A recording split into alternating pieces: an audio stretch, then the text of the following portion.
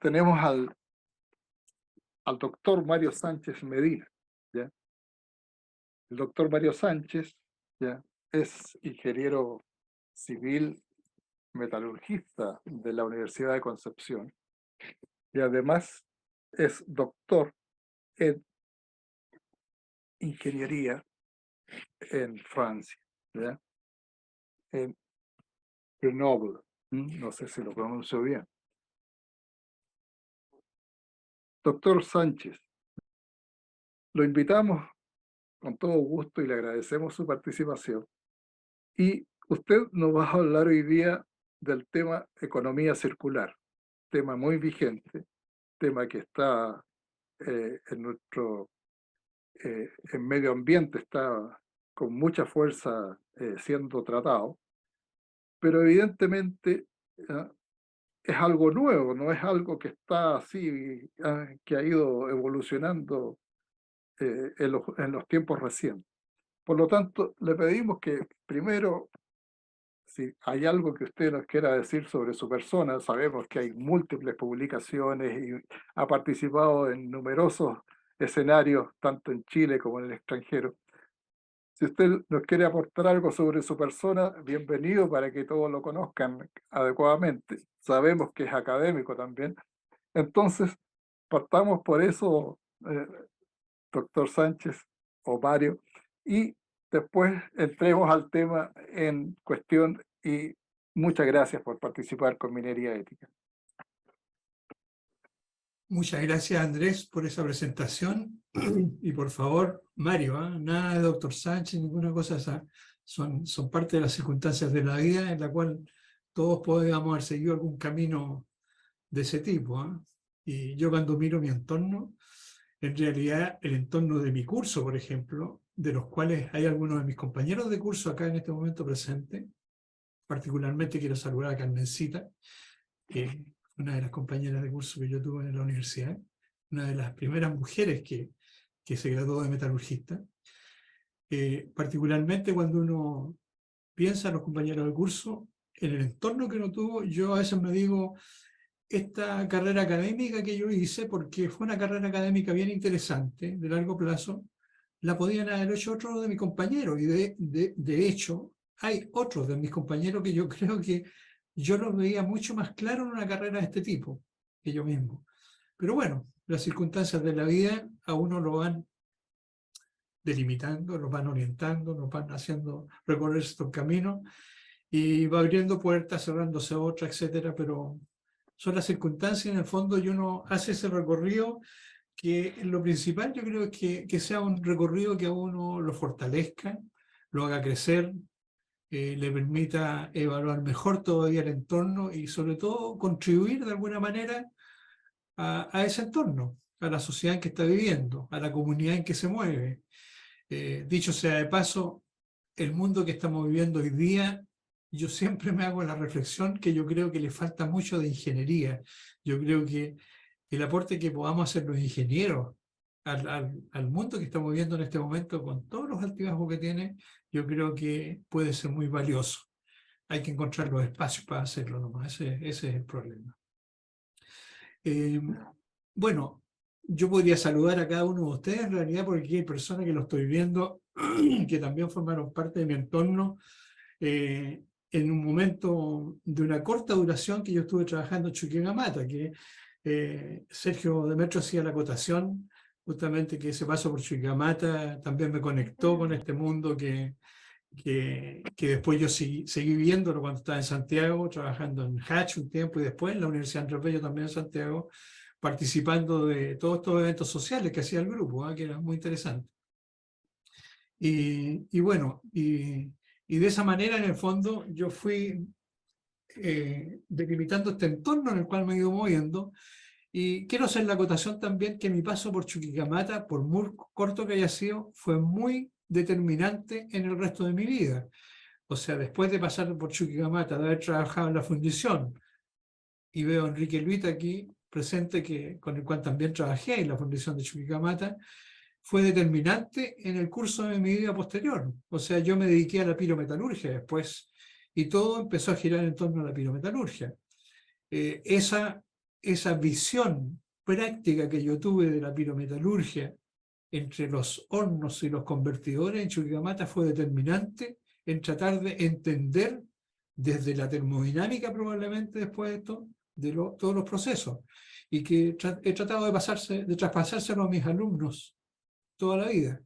Entiendo que eso fue la parte práctica determinante justamente que me dio esa posibilidad de entregar mejor este tipo de antecedentes para mis alumnos. Bueno, yo voy a conversar un poco hoy día, que fue lo que me pidió Sergio, perdón, sobre economía circular, de lo cual yo no soy experto, dicho sea de paso. Yo he ido llegando a la economía circular desde la pirometalurgia, y yo les voy a mostrar algunos ejemplos de cosas que yo he hecho y que tienen que ver con la pirometalurgia en el fondo, pero que hoy día, a la vista histórica de los acontecimientos, forma parte de la economía circular. Y esto de llamar hoy día esta visión como economía circular en contraposición a lo que llamamos hoy día la economía lineal, también son circunstancias históricas que hacen que hoy día tengamos este apelativo, digamos, para esta nueva visión del mundo. Pasé mucho tiempo en la Universidad de Concepción, mi vida académica la hice la mayor parte de la Universidad de Concepción. Desde la Universidad de Concepción yo salí a hacer mi doctorado y un postdoctorado también que hice después en Inglaterra.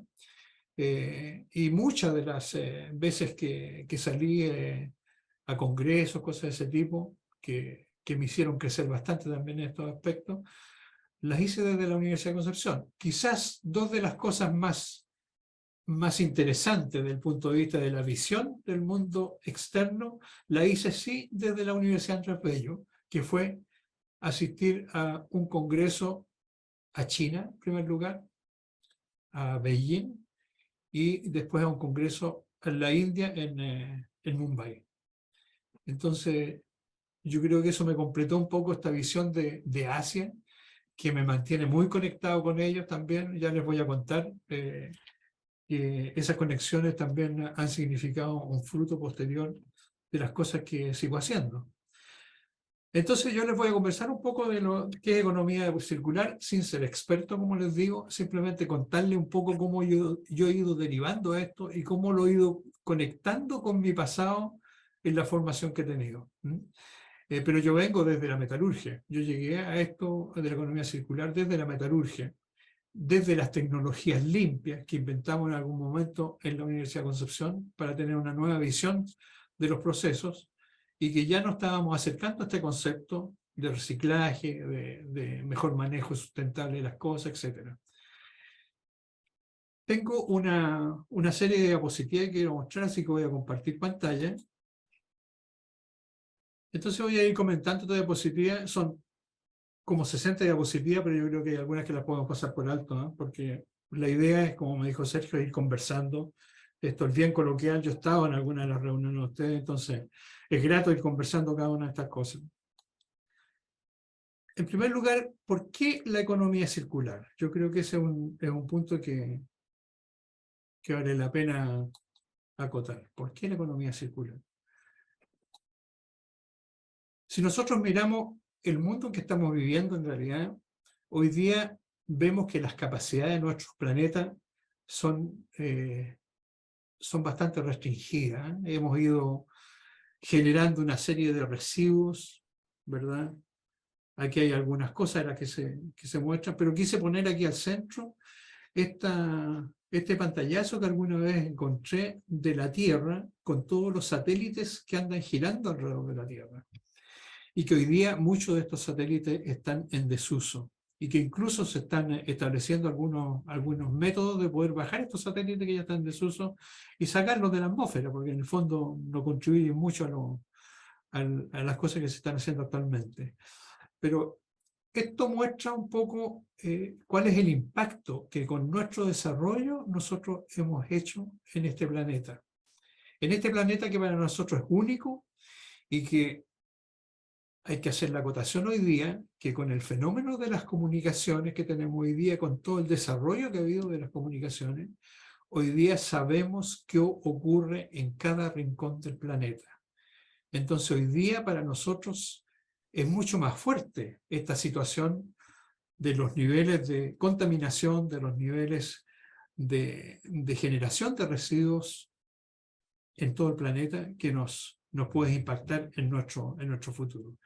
Y en el fondo, yo siempre que parto con esta conversación sobre economía circular, parto un poco con el concepto general del entorno para ir viendo por qué hemos ido derivando en algunos nuevos métodos, algunos nuevos modelos que nos permitan manejar mejor la situación de lo que estamos viendo. ¿Cuáles son las restricciones o las condiciones de borde que tenemos? Hay un gráfico que hoy día se ha trabajado muchísimo, que tengo ahí ya está un poquitito pasado a moda, hay que actualizarlo mucho, pero nosotros sabemos que disponemos como habitantes de este planeta de una superficie o de una cantidad de hectáreas globales que tenemos a nuestra disposición para poder vivir de una manera adecuada en este planeta. Fíjense que aquí nosotros tenemos en la ordenada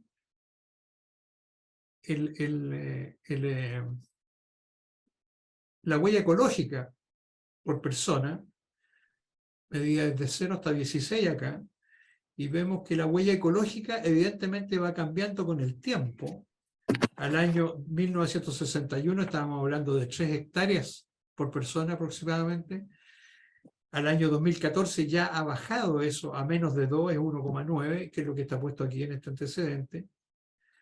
Y por otro lado, esto mirado en función de un índice que hoy día se llama el HDI, el Human Development Index, ¿verdad? Que es un índice de desarrollo humano que considera varios factores, entre otros no solamente el ingreso per cápita, que es el que tradicionalmente hemos utilizado siempre, sino que considera también la calidad de vida, por supuesto, el acceso a la educación, el acceso a la salud de las comunidades, de las personas. Entonces, este índice de desarrollo humano permite determinar que sobre niveles como del 0,8 o un poquitito más bajo, quizás 0,8 hasta 1, es un índice que está normalizado entre 0 y 1, se vive en condiciones de desarrollo sustentable, o sea, en condiciones adecuadas para que el mundo pueda vivir. Esta distribución que está cuantificada aquí, que la hizo Naciones Unidas, muestra varios países del mundo, varias zonas del mundo, y que están distribuidos aquí a lo largo de este gráfico, y podemos ver que ningún país prácticamente está en esta zona en que uno vive de manera sustentable. Los países más pobres, llamémoslo así, África y Asia, parte de Asia, ¿no es cierto?, están en la parte izquierda, abajo, ¿verdad? Y los países más ricos están en la zona alta, con un efecto ambiental, con una huella ecológica alta, pero ninguno prácticamente está dentro de este cuadrante. Entonces, el desafío más grande que hoy tiene el mundo es cómo lograr de que todas las comunidades, toda la sociedad, logre estar en esta zona de desarrollo sustentable en que pueda vivir con cierto confort, digamos, en su comunidad, y esto permita un desarrollo un poco equitativo con el resto del mundo. Y como ustedes ven, eso es complejo porque ¿cómo hacerlo? Ese es el problema. Y de ahí empiezan estas restricciones de contorno que hoy día han dado origen a este concepto de la economía circular. Fíjense que aquí hay un diagrama también de la distribución de los países, aprovechando este concepto del índice de desarrollo humano, que considera, tal como yo le decía, las expectativas de vida, ¿no es cierto?, al momento de nacer, la educación y también el ingreso per cápita, como lo habíamos considerado siempre. Y si uno mira los países que hay aquí en el mundo, hay países que tienen un HDI, un índice de desarrollo muy bajo. Aquí vemos los países de África, parte de Asia, ¿no es cierto? Y hay otros que tienen un índice de desarrollo muy alto, como son, por ejemplo, acá están indicados Noruega, Irlanda, Suiza, Hong Kong en el caso de China, que tienen muy cercanos a 1, valores muy cercanos a 1, ¿verdad? Y aquí, por supuesto, ni siquiera aparece Chile ni nuestros países en los de alto índice, pero sí están los países con un muy bajo índice de desarrollo humano, como son países africanos, qué sé yo, Sierra Leona, Mozambique, etc. Entonces, hay una dispersión bien grande en esto de cómo estamos nosotros aprovechando nuestra estancia en este mundo, ¿no es cierto?, en este planeta, y que están totalmente diferidos unos con otros. Y lo que hace entonces en la economía circular es tratar de corregir de alguna manera esto, estableciendo un nuevo modelo. Esto es un modelo, ¿eh? Entonces, esto lo tomé yo de información nada más, dice, nos estamos adentrando en una nueva época ecológica, una nueva época geológica, perdón, el antropoceno, la era de los seres humanos. Por primera vez en nuestra historia, los riesgos más graves e inmediatos, desde el cambio climático hasta la pandemia de COVID, pasando por el aumento de las desigualdades, están provocados por el ser humano y alcanzan dimensiones planetarias. ¿Cómo puede el desarrollo humano ayudarnos a hacer frente a las complejidades del antropoceno?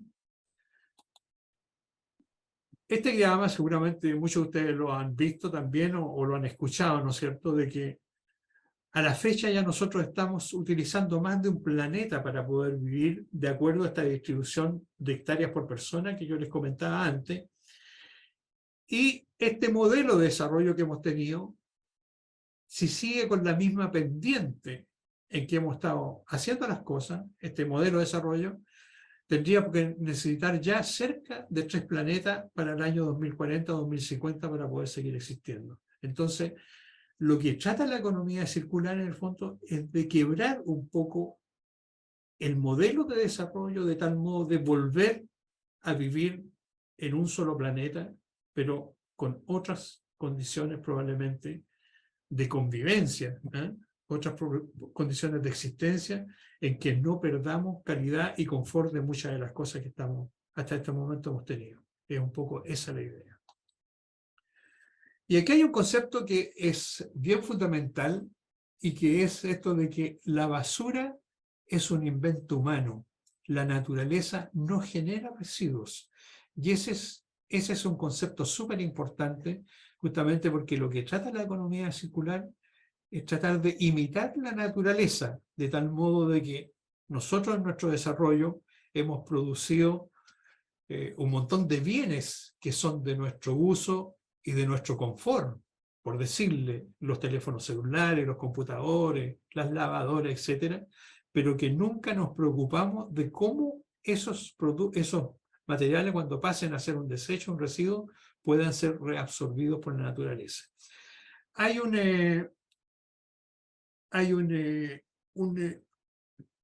pequeño video aquí que me gustaría que lo vieran, pero voy a ver si me resulta, porque a veces no me resulta, porque es un video, yo diría, uno de los primeros videos que hizo la Fundación Ellen MacArthur, que ya les voy a comentar un poquitito de ella, asentada en Inglaterra, ¿no es cierto?, en el Reino Unido. Es una fundación, en el fondo, que tiene recursos del Estado para desarrollarse, y que es la fundación que más ha entregado conocimiento y material sobre lo que es la economía circular. Veamos si me funciona eso, ¿eh? Ya, a ver de comienzo. Pero no la escuchamos. Mm.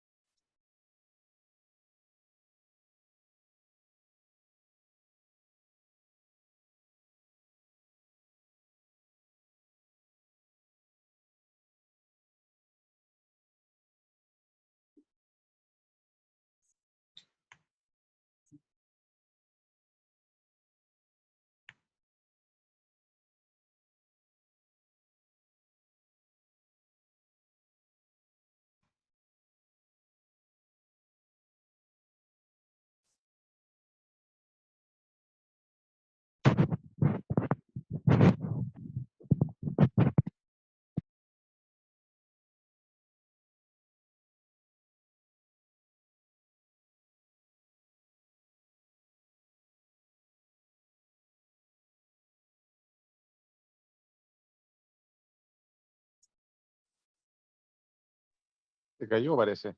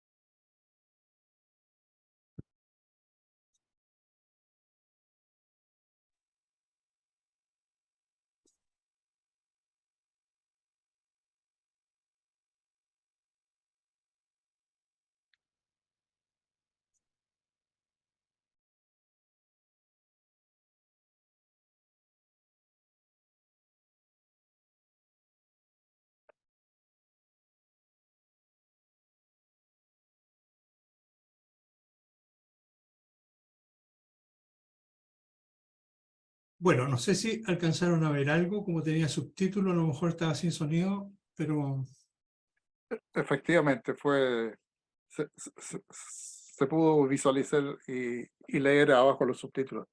bueno, voy a poner de nuevo entonces a compartir la presentación.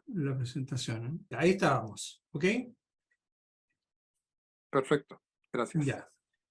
Bueno, ese video yo lo quería mostrar porque es uno de los videos, yo diría, más potentes que tiene la Fundación Ellen MacArthur para hablar un poco del concepto de la economía circular, ¿eh? ¿Cuál es la idea? Y en realidad, cuando uno piensa esta contraposición que hay hoy día entre economía circular y economía lineal, quizás mucha gente lo mira un poco pensando en un tono despectivo de lo que hoy llamamos la economía lineal. Pero la economía lineal, que fue la que se desarrolló a partir de la revolución industrial en realidad, no solucionó un montón de problemas. O sea, hoy día no podríamos decir de que hubo mala intención de parte de quienes echaron a andar la que hoy llamamos economía lineal. Yo no soy economista, pero trato de entender un poco eso. Y la economía lineal en su desarrollo, porque está asociado en el fondo a la aparición de todas las máquinas, ¿verdad? La máquina a vapor en particular, y todo este desarrollo que hubo, nos entregó un montón de confort a la sociedad. Lo que pasa es que hoy día la miramos un poco en contraposición a estos nuevos modelos, porque estamos tratando de ajustarnos a vivir de forma, yo diría, adecuada a lo que es el planeta que tenemos. En el fondo es eso.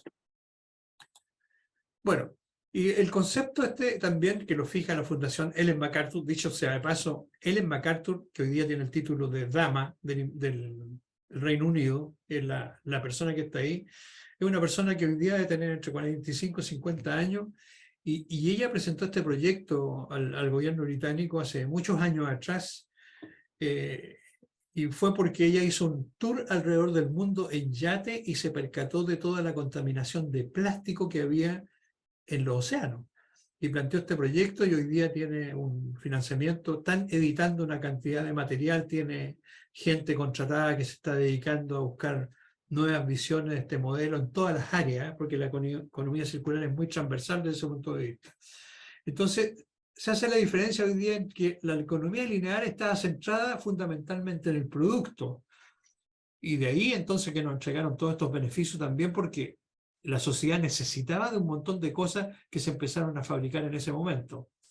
Mientras que la economía circular hace la corrección y está sentada en el producto y en el entorno, en ambas cosas. Y el principio es que no es posible operar un sistema lineal indefinidamente en un planeta finito, porque los recursos son finitos desde ese punto de vista y hay un crecimiento de la población, ¿verdad? Que tiene que ver un poco con los gráficos que yo les mostré al comienzo y que significa readecuar un poco este modelo de tal modo de poder vivir todos en este planeta en que estamos instalados. Entonces, la economía circular, si ustedes quieren, es una respuesta a la economía lineal, que está focalizada en el producto, y su propuesta de diseño es por definición restaurativa y regenerativa, porque mira el producto y el entorno. Es una concepción de desarrollo con propuestas de beneficio económico, social y medioambiental.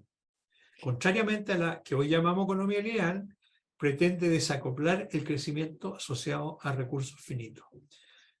Se estima, fíjense, que el desarrollo de una economía circular en Europa significará una reducción del 32% del consumo del material primario para el 2030 y un 53% para el 2050 comparado con el actual. Esto nos cae a nosotros fuerte porque nosotros somos productores primarios, particularmente en lo que es minería y metalurgia, en lo que es metales, ¿no es cierto?, en este ámbito que es el más importante que nosotros tenemos. Y yo diría que la región latinoamericana es una región productora primaria de minerales. Entonces, esto nos toca de alguna manera, y esto es un comentario que se ha hecho también dentro del instituto. Yo estaba en ocasiones en que se ha conversado sobre el tema de cómo nos puede afectar la economía circular en su desarrollo, justamente a quienes somos productores primarios, particularmente de materiales mineros, de recursos mineros. La mirada de la economía circular, la gracia que tiene entonces que busca este equilibrio entre lo económico, lo social y lo ambiental. Y este triángulo que se ve tan equilátero aquí, tal como se muestra, ha pasado sus épocas. Hay probablemente épocas en que este triángulo era más bien un triángulo isósceles tirado más para lo económico. Después vino apareciendo lo ambiental, que ya viene desde varios años, ¿no es cierto? Mucho más fuerte aquí en nuestro país en particular, y también lo social. Pero se han ido corrigiendo de a poco muchas de estas cosas. Yo tengo una fundamentación científica que tiene que ver con la producción de metales, y que incluso hemos hecho algunos artículos con algunos colegas sobre este tema, y que tiene que ver con los conceptos de la termodinámica. Hemos ido tratando de conectar la termodinámica con la economía circular. Yo creo que tiene mucho que ver, se pueden hacer predicciones desde la termodinámica, y si ustedes recuerdan, los que tuvimos termodinámica alguna vez en la universidad, hay una representación termodinámica del equilibrio y de la estabilidad de los sistemas que tiene que ver con este concepto de energía libre de Gibbs. Se los voy a recordar, de energía libre de Gibbs, que está asociada a una variación de entalpía y una variación de entropía. Aquí están, en esta ecuación, que yo diría que es la ecuación más importante para los metalurgistas sobre todo, están asociadas las dos principales leyes de la termodinámica, la primera ley y la segunda ley, la del balance de energía, y por el otro lado la del concepto de orden y desorden. Y esto es tan así de que nosotros podemos representar, este modelo nos permite representar cómo va variando esta energía libre en función de la composición de los constituyentes en un sistema de más de dos constituyentes. Aquí yo puse dos constituyentes para simplificarlo al máximo, pero hoy día con un computador se pueden trabajar con una cantidad enorme de constituyentes para desarrollar estos modelos. Y lo interesante de lo que muestra el modelo termodinámico es que, fíjense, los cuerpos puros no existen. No existen, simplemente porque basta una parte por millón de algún otro cuerpo, en este caso, por ejemplo, el cuerpo puro A, basta que haya una parte por millón del cuerpo B para que le dé más estabilidad al sistema, para que le dé más estabilidad al sistema. O sea, un sistema tiende a no ser puro desde el punto de vista de ser estable. Eso termodinámicamente se puede demostrar. Y aquí hay dos factores que juegan de manera muy importante, ¿no es cierto? La entalpía, que es la energía que termodinámicamente es una energía que se transfiere a presión constante, que es muy decidora para nosotros los metalurgistas, porque prácticamente todos nuestros procesos ocurren a presión constante, salvo algunos procesos hidrometalúrgicos, sobre todo hoy día, que ocurren con cambios de presión, pero son sistemas abiertos en general a la presión atmosférica. Luego este concepto no se equivoca mucho. Y después el concepto de la entropía, que es la variación de entropía, que es el delta S aquí, que tiene este signo negativo delante, fíjense, que significa que si hay crecimiento de entropía, si hay crecimiento de entropía, el signo negativo le va a dar un valor aún más negativo a la energía libre, o sea, va a ser más estable el sistema. O sea, los sistemas se estabilizan cuando el delta H es negativo, o sea, cuando hay entrega de energía por parte del sistema hacia el medio ambiente, y cuando crece la entropía, o sea, los sistemas se desordenan. De ahí que cuando uno en metalurgia ve reacciones químicas en que aparecen gases en el producto, ¿verdad?, a partir de fases condensadas, por ejemplo, que se generen gases, inmediatamente uno puede decir a priori, este proceso va a ocurrir, porque se está generando desorden en el sistema al aparecer gases. De este modo, entonces, un proceso ocurre espontáneamente, se libera energía, ¿no es cierto?, y se desordena. Y se desordena. Es el llamado proceso natural o irreversible. Y si al contrario nosotros necesitamos agregar energía y tenemos que ordenar el sistema, el proceso no es espontáneo y no es natural. Y ojo, que el proceso de producir metales puros es un proceso en que agregamos energía, ¿no es cierto? Todos lo sabemos, porque todos los que trabajamos en la industria en algún momento sabemos toda la energía que está involucrada para poder producir el cobre, por ejemplo. Si agregamos energía y ordenamos estructura, entonces estamos produciendo metales puros, pero que son procesos no espontáneos, no naturales. El proceso de obtener un metal puro, piensen en el cobre, solamente que cristaliza de una manera muy ordenada, ¿verdad?, cuando es el metal puro, es un sistema muy ordenado. Entonces estamos pasando nosotros, porque nosotros lo hemos decidido, porque nosotros sabemos cuáles son las ventajas que tienen estos metales para nuestra vida diaria, estamos produciendo de forma no natural estas estructuras que no son estables en el hecho.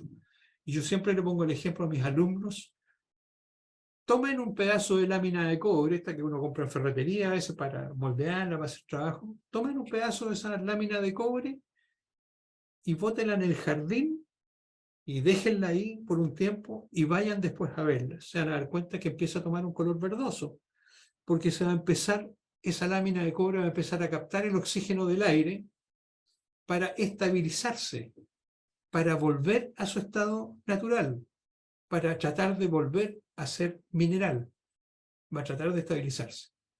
¿Ok? Ese es el mejor ejemplo de cómo el metal puro está en un estado inestable. ¿Ok? Bueno, ese es un desafío para obtener metales puros, evidentemente, y que hay que considerarlo, hay que tenerlo muy en cuenta. Pero nosotros, vuelvo a recalcar, nosotros estamos obteniendo metales puros porque los necesitamos. Nos dimos cuenta cuáles son las ventajas, las propiedades que tienen estos metales puros para poder utilizarlo en nuestra vida diaria. Aún más, y esto yo siempre se lo digo a la gente que peca de sobreecologista en muchas ocasiones, los metales siempre los vamos a necesitar, y cada vez más, porque cada día estamos descubriendo nuevas ventajas en los metales, nuevas propiedades en nuevas aleaciones. Hoy día, hace años atrás, nadie había pensado la importancia que tenían las tierras raras, pero hoy día tienen una importancia enorme en lo que es hoy día, por ejemplo, el desarrollo de los vehículos eléctricos, ¿no es cierto? Todas estas nuevas aleaciones toman vital importancia y por de pronto vamos a seguir necesitando los metales, o sea, no hay duda, no hay duda. El problema es que tenemos que ser cautos de cómo vamos a hacer nuestro desarrollo para seguir obteniendo esos metales. Este es un diagrama que todos ustedes lo conocen mejor que yo, ¿no es cierto? Desde las faenas mineras, desde el mineral hasta obtener el metal, hay una serie de etapas en que se va generando una serie de desechos, desde la minería subterránea o rajo abierto, después la etapa de reducción de tamaño, trituración o molienda, todos los procesos de concentración, ¿verdad?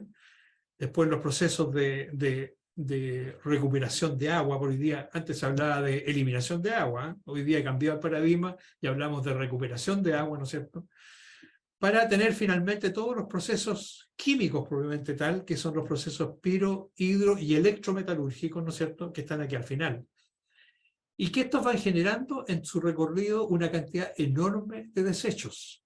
No se olviden de que nosotros trabajando en nuestros minerales de cobre, hoy día estamos trabajando con menos del 1% de cobre en el mineral. Eso significa que más del 99% tenemos que desecharlo. Ese es el impacto que tiene nuestra minería. Eso hay que tenerlo claro, ¿verdad? Se genera aquí grandes cantidades de estériles y lastre, minerales de baja ley en las primeras etapas. Después tenemos los tanques de relave, ¿verdad?, que son enormes. Después tenemos las escorias de fundición y los ripios de lisificación al final de todas estas etapas, antes de llegar a obtener el metal. Y también los gases y polvo de fusión, que aquí no los puse en rojo, pero los gases en particular deberían haberlos puesto en rojo porque son de los primeros pasivos mineros que hemos tenido, ¿verdad? Es un pasivo gaseoso, pero es un pasivo también. Luego, fíjense que esta es la producción de estos residuos sólidos que se van generando desde la mina hasta la obtención del metal. Está asociado volúmenes de 300 a 400 toneladas por tonelada de cobre producido, de estéril, 100 a 200 toneladas de ripio de lisificación, 60 a 100 toneladas de colas de flotación, 2 a 5 toneladas de escoria de fundición, ¿no es cierto?, dependiendo del mineral y de las tecnologías que se utilicen, y del orden de 1 o un poco menos de anhidrido sulfuroso en los gases de fundición. Todos son los volúmenes que nosotros estamos generando para poder obtener 1 tonelada de cobre para nuestro uso y nuestro beneficio. Luego, ese es el impacto que tenemos. Entonces, si ustedes se fijan, acá tenemos grandes volúmenes que se están generando de todos estos grandes desechos que está generando nuestra industria del cobre, y eso es lo que hay que hacer cauto para nuestro desarrollo. Fíjense que la industria minera y metalúrgica, en las etapas de extracción y procesamiento, que son las que nos atañen a nosotros directamente como productores primarios, en que vamos del mineral hasta el metal, y después tenemos las etapas de fabricación y manufactura, que van desde el metal hasta producir un producto final, que aquí yo lo simbolicé con una trompeta, ¿no es cierto?, de bronce. Todo esto va a generar de alguna manera un impacto ambiental en el medio en que estamos trabajando. Y si uno hace si uno pone en una tabla para la etapa de extracción y procesamiento, que son las nuestras, las de productores primarios, tenemos un impacto muy alto en tierra, agua y aire, en estos 3 ámbitos. Sin embargo, la fabricación y manufactura, que va después del metal, ¿no es cierto?, para llegar a obtener los bienes finales, lo de los productores secundarios, los impactos son bastante más bajos. Son bastante más bajos que los nuestros. Luego, aquí está una responsabilidad enorme nuestra como productores primarios. Es una responsabilidad tremenda. Hoy día esto lo podemos ver con mucho más claridad, porque como les decía al comienzo, las comunicaciones hoy día nos permiten saber qué está ocurriendo en el extremo del mundo y por de pronto sabemos perfectamente cuáles son las responsabilidades de cada uno. Y todos tenemos claro que estamos viviendo en un solo planeta y tenemos que comportarnos a la altura para poder seguir viviendo en él. Hay un caso paradigmático que yo siempre se lo cito también a mis alumnos, que es el caso de los gases de fundiciones. Fíjense que los gases de fundiciones fueron un pasivo gaseoso grande y que se evacuaban a la atmósfera simplemente. Por un motivo ambiental se buscó alguna forma de estabilizar estos gases, de reducirlo, de que no comprometieran el medio ambiente. Y entonces apareció la tecnología de fabricar ácido sulfúrico, que es lo que tienen todas las fundiciones en el fondo, para paliar este problema, pero al fabricar ácido sulfúrico se generó un producto que tiene un valor comercial, el ácido sulfúrico. Y luego este pasivo gaseoso dejó de ser un pasivo.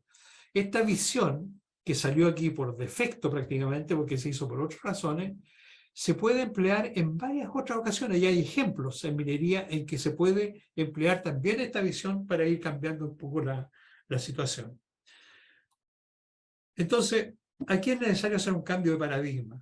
¿Los residuos mineros realmente vale la pena tratarlos como desechos? Y si consideramos estos desechos como un recurso, más que como un desecho, tienen varias ventajas estos nuevos recursos. Están en superficie, por de pronto tienen menos costos mineros, llamémoslo así. Están relativamente caracterizados, ¿no es cierto? Porque por muy desechos que sean, una buena industria, una buena administración industrial sabe qué está perdiendo, qué sé yo, en cada uno de estos desechos.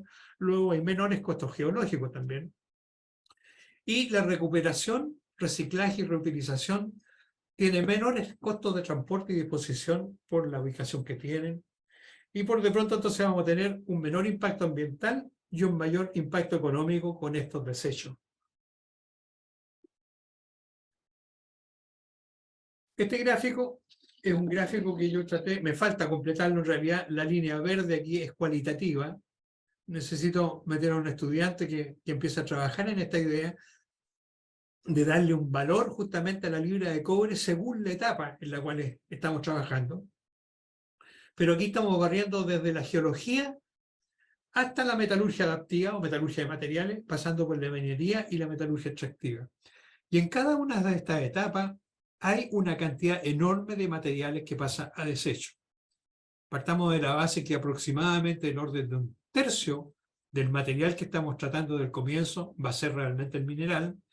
Después de ahí tenemos que hacer todas las etapas metalúrgicas, ¿no es cierto? Minera y metalúrgica, en que vamos a separar el lastre o el estéril, minerales secundarios, los relaves, los ripios, la escoria y los gases, para llegar a este aproximadamente 100% de cobre metálico, que ya sabemos que el 100% no existe, ¿verdad?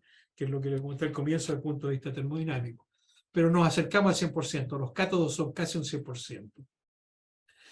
Pero después viene toda la etapa de los productores secundarios, en que compraron nuestros cátodos y empiezan a fabricar los productos finales que nos llegan a nosotros de vuelta a un precio mucho más alto. Evidentemente el valor de la libra de cobre puesto aquí en una trompeta de bronce es mucho más alto que en las etapas anteriores. Y nosotros estamos perdiendo posibilidades porque nunca hemos tenido, alguna razón hay, ¿no es cierto? Hay varias razones en realidad. Hemos tenido la posibilidad de entrar en este campo de los productores secundarios y nos quedamos solamente hasta aquí en la producción del cátodo de cobre. Eso yo creo que es algo que como sociedad también deberíamos corregirlo a la larga, de alguna manera, entrar en este campo de los productores secundarios. Hay algunos ejemplos de carácter industrial con implementación del concepto de economía circular que uno los mira históricamente ahora y tienen un sentido circular, que antes no lo tenían porque antes simplemente se hacían, pero hoy día mirado en el perfil histórico sí lo tienen. Por ejemplo, esto lo conocen todos los pirometalurgistas. Antes la fusión y la conversión se hacían en forma separada. Teníamos los hornos reverberos por un lado, ¿no es cierto? Y los convertidores per Smith por otro lado. Uno que consumía una cantidad enorme de energía, los hornos reverberos, y los otros, los convertidores, que generaban una cantidad enorme de energía que simplemente se perdía. Hasta que apareció la idea de juntar ambos procesos. Y hoy día todos hablamos de fusión-conversión, ¿verdad? Nuestros procesos hoy día, todos consideran que se va a hacer como fusión-conversión, en que se mezclan las dos etapas de tal modo que todo el calor generado por la conversión se va a ocupar en la fusión de los concentrados. Y ahí hay muchas alternativas que se han manejado, incluyendo también nuestro convertidor teniente, ¿verdad? Bueno, aquí tengo el horno reverbero, que muchos lo conocimos. Yo cuando entré a trabajar a Chuquibamata teníamos todavía un par de hornos reverberos, que siempre teníamos problemas, ¿no es cierto?, de la arrancada del horno reverbero, que era difícil parar. No me tocó en muchas ocasiones estar en esa también. Pero lo que quería mostrar aquí sobre todo es cómo el horno reverbero, en su concepto, en que necesitaba quemar petróleo para poder fundir este material y usar aire justamente para hacer la fusión, para quemar usar aire o oxígeno para quemar este petróleo, necesitaba de un volumen, de un tamaño de chimenea impresionante, de grande.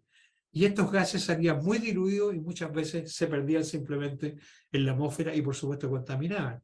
Fíjense que al cambiar a horno eléctrico ya se produjo un cambio notable. El horno eléctrico ya no usa material fósil, no usa petróleo, ¿verdad?, para hacer la combustión.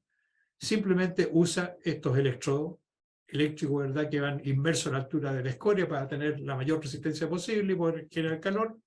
Y la chimenea es despreciable, o sea, una cantidad ínfima, porque no hay aire con nitrógeno, digamos, que el nitrógeno es casi el 80%, ¿no es cierto?, el 79%, que ocurría acá en el horno reverbero, y por de pronto eso ya no existe en el horno eléctrico. O sea, ese fue un cambio notable en el uso eficiente de reactores y que tiene que ver hoy día con lo que es la economía circular, el uso eficiente de la energía. Las altas temperaturas son producidas por las reacciones exotérmicas de oxidación en los convertidores. Yo, las veces que he ido con mis alumnos a visitar fundiciones y les muestro esto, a ellos les resulta sumamente difícil entender que todo el calor que se está generando aquí es solamente por reacciones exotérmicas. Aquí no hay petróleo que se esté quemando para poder generar este calor. Entonces, usar este calor de la conversión en fundir el propio material era casi como evidente, y que pasó mucho tiempo que a nadie se le ocurrió cómo hacerlo, o no se había desarrollado la tecnología simplemente. Es como las maletas con ruedas hoy día, ¿eh? Las maletas existían hace un montón de tiempo, las ruedas también, pero a alguien en algún momento se le ocurrió juntar las ruedas con las maletas, y hoy tenemos maletas con ruedas, que es lo más evidente. Hoy día resulta evidente, mirado históricamente. Bueno, y aquí tenemos ejemplos de este tipo de reactores que hoy día están usando este concepto, ¿verdad? Como el convertidor también nuestro, el convertidor teniente, y que están usando este concepto de usar el calor generado por las propias reacciones para fundir material. Y aquí hay otro reactor que tuvo muy poco uso en metalurgia del cobre, sí lo tuvo en metalurgia del plomo, que era un concepto mucho más sofisticado quizás de cómo... Este es el reactor Kenosh-Schumann, que fue un invento que se hizo prácticamente en el papel y que después se aplicó como tecnología, en que se usaba al máximo todas las posibilidades del reactor, incluyendo, por ejemplo, distintas mezclas, más oxidante o menos oxidante, de acuerdo a la etapa en que se estaba viviendo para obtener el cobre final. Esto se usó bastante en sulfuros de plomo, pero no en sulfuros de cobre. Y bueno, ustedes ven que hoy día todos los procesos nuevos están tratando de ocupar bastante más este calor que se genera justamente en la conversión, en las dos etapas de la conversión, para fundir el material, y vamos desplazando hacia los procesos nuevos, tratando de tomar más calor justamente el Outokumpu y el Teniente, y otros procesos que hoy día han ido apareciendo, y aprovechando al máximo justamente estas reacciones exotérmicas. Hay algunos desarrollos a nivel de laboratorio con implicancias futuras en la economía circular que también se los quiero mostrar acá. Espero que no estén muy aburridos, porque ya llevamos como una hora casi. Nosotros trabajamos en la escoria, y este es un trabajo personal que yo hice justamente, tuvimos un proyecto bien grande cuando yo estuve en la Universidad de Concepción, en que tratamos de recuperar los materiales valiosos de las escorias. Entonces tomamos una escoria, la analizamos, la caracterizamos, que es lo primero que uno tiene que hacer con estos materiales. Nos dimos cuenta que en particular nuestras escorias tienen, además de mucho fierro, por supuesto, tienen bastante molibdeno. En la época que hicimos el proyecto tenía bastante molibdeno, y esa es una característica de nuestras escorias. Por supuesto, mucho cobre que quedaba todavía, también algunos metales nobles como oro y plata, y por supuesto otros materiales que la podríamos usar también en la fabricación, por ejemplo, de cemento. Entonces, primero elaboramos así teóricamente una posibilidad, pero sacando al máximo provecho de la escoria, en que hacíamos cualquier cantidad de cosas: reducción directa, granulación, trituración, separación gravimétrica o magnética, tostación incluido, para llegar al final a obtener materiales que fueran recuperables y valorizables. Ese era el punto más importante. Entonces, podríamos tener escoria baja de fierro, pero sí óxidos de hierro, por ejemplo, que podrían pasar a una reducción directa y obtener hierro de esa manera, o fabricación de pellets, a obtener concentrados de sílice, que también podrían pasar a reciclaje para la propia fundición, o lana mineral, se usaba para la construcción, o para la industria de vidrio, etc. Pero tratamos de establecer un flowchart zero waste, como dicen los gringos, ¿no es cierto?, de tal modo de ocupar al máximo todas las cosas que estaban ahí. Y pensando que las escorias nuestras tienen hasta de un 30-40% de hierro, ¿verdad? 3540 de sílice, alúmina, cobre todavía que le queda, ¿no es cierto? Y teníamos bastante molibdeno. Eso fue impresionante cuando trabajamos nosotros con este proyecto, porque nuestras escorias descubrimos que tenían una alta concentración de molibdeno con una suerte de concentración que ocurría a alta temperatura en las etapas pirometalúrgicas. Eso evidentemente nos dio mayores posibilidades de desarrollar un proyecto que tomaba más valor todavía, no solamente por el cobre remanente, sino que también por el molibdeno presente, porque la concentración de molibdeno que encontramos en la escoria era más alta que un mineral de molibdeno. Eso era muy importante. Y el hierro, no nos olvidemos del hierro.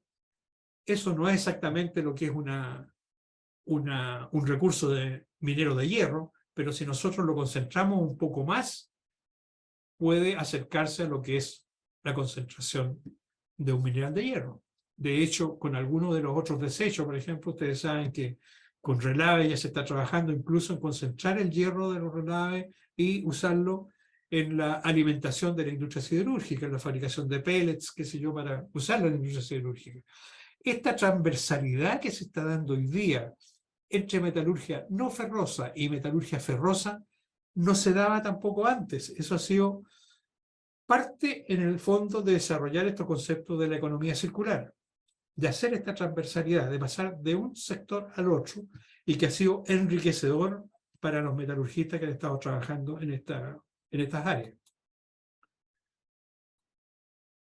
Nosotros hicimos un trabajo con la escoria que fue bien acucioso en el punto de vista y publicamos muchas cosas que a mí me halaga mucho porque muchas de estas publicaciones están citadas hoy día en libros que son como libros de cabecera de los metalurgistas.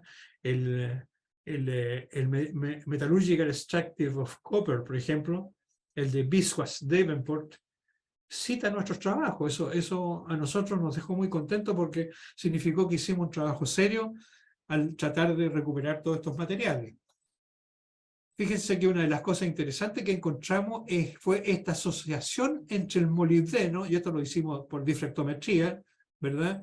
La asociación entre el molibdeno y el hierro, formando molecularmente compuestos muy, muy estables. Entonces, si queríamos recuperar el molibdeno, teníamos que entrar a nivel molecular a tratar de romper estas moléculas y poder separarlo. Y logramos cosas interesantes. Por ejemplo, que si nosotros hacíamos un enfriamiento muy rápido, nosotros podíamos bajar los contenidos de magnetita muy bajo y la extracción de molibdeno aumentaba notablemente, contrariamente cuando teníamos un enfriamiento lento. Eso ya nos dio la posibilidad justamente de separar estos dos materiales y empezar a recuperarlo. Entonces aquí yo les estoy mostrando cosas que se pueden hacer con desechos, ¿okay? Con desechos, y que le dan un valor a estos desechos. Logramos, fíjense, obtener algunas aleaciones de fierro, cobre, molibdeno, porque el molibdeno estaba muy presente, pero los contenidos de hierro todavía eran muy bajos y los contenidos de cobre eran muy altos. Si bien es cierto, se los comento acá, existen los aceros al cobre, que son aceros anticorrosivos y se usan bastante, por ejemplo, en las plataformas oceánicas para extraer petróleo. Los contenidos de cobre son más bajos que eso, entonces teníamos que llegar a contenidos más bajos para poder tener una aleación válida para su uso. La verdad es que nosotros llegamos un poco hasta aquí, pero hoy día haciendo algunas etapas de reducción, por ejemplo, trabajando con carbono y produciendo una separación de fases, sacando una especie rica en cobre por un lado, otra rica en fierro por otro lado, usando mucha termodinámica en esto, que nos ayudó bastante, y logramos bajar contenidos, por ejemplo, de cobre del orden de 0,3% al final, y con contenidos de fierro que quedábamos del orden de 27%, ¿verdad? Y eso después por distintas etapas podíamos concentrar el hierro y de alguna manera después tener la posibilidad de fabricar aleaciones de hierro, aleaciones de nuevos materiales. Entonces aquí tenemos algunas micrografías de estas aleaciones de hierro que obtuvimos con bastante 99,32% de hierro, que ya es muy alto, se fijan, que ya nos permite pensar en una aleación. Y hoy día hay colegas de la Universidad Técnica Santa María que han seguido trabajando en esto, tienen un grupo bien interesante, en el cual yo también estoy participando, y han estado fabricando ya aleaciones de hierro a partir de escoria, lo que es muy interesante. Bueno, ahí hay otras fotos también de cómo hicimos separaciones del metal, esto fue a nivel laboratorio, de este metal, para ir recuperando y ir valorizando sobre todo la escoria. También pensamos en que muchas de estas escorias que se generaban podrían acercarse justamente a lo que son la fabricación de cemento hoy día, cambiando un poco las composiciones y poder darle un valor adicional a elementos que a veces no tienen un valor tan alto como los elementos metálicos dentro del proceso. También en todo este recorrido que hicimos de aprender un poco de esto, vimos la experiencia internacional que hay con otros usos. Por ejemplo, Aurubis trabaja mucho con los residuos, las escorias finales, usándola en sostén de los lechos de ríos, ¿verdad? En los lechos fluviales, en los puertos y en los sectores costeros, porque bueno, en Europa en general usan mucho los canales, los lechos, los ríos justamente para el transporte de muchos materiales, y este material les ayuda a soportar el paso de las naves y de alguna manera de que no se les vaya corroyendo el sistema con el flujo de los barcos y del agua. También se ha usado mucho en la construcción de carreteras, pero estoy pensando en las escorias finales, ¿eh? Después de sacarle los materiales valiosos, esa es la idea. También en la construcción de carretera, porque tienen buena capacidad del tráfico pesado, buena resistencia a las bajas temperaturas, buena permeabilidad del agua. Entonces, presenta una serie de ventajas. También en la fabricación, en la construcción ya más doméstica, de casas, de cercos, ¿verdad? También esta escoria. Fíjense que yo estuve en una conferencia internacional, una conferencia sobre aceros y sociedad, así se llamaba, en Japón, el año 2000, en Osaka, y llegué a este aeropuerto, que es un aeropuerto que está en una suerte de bahía en frente de Osaka. Este aeropuerto es un aeropuerto artificial, es una isla que se construyó en buena medida con materiales de escoria que les quedaban de las fundiciones a los japoneses. Y eso no lo hicieron en un par de días, porque los japoneses hicieron, este trabajo lo presentaron justamente en esta conferencia que yo asistí, y presentaron el efecto que podía tener en la fauna y flora marina esta construcción, sobre todo para los japoneses que son amantes del sushi, ¿no es cierto? Y de los pescados, ¿no es cierto? Para ocuparlo justamente en la cocina. Luego tenían que tener la certeza que no iba a pasar nada. Y realmente construyeron este aeropuerto. Hoy día hay un segundo aeropuerto al lado de este, que ha significado justamente utilizar un material que antes podría ser un material simplemente de desecho. En menor medida, fíjense, también descubrí una joyería en escoria, que también en Europa se hace y que estamos hablando de 40, 50 euros por lo menos el par de aros, nada menos.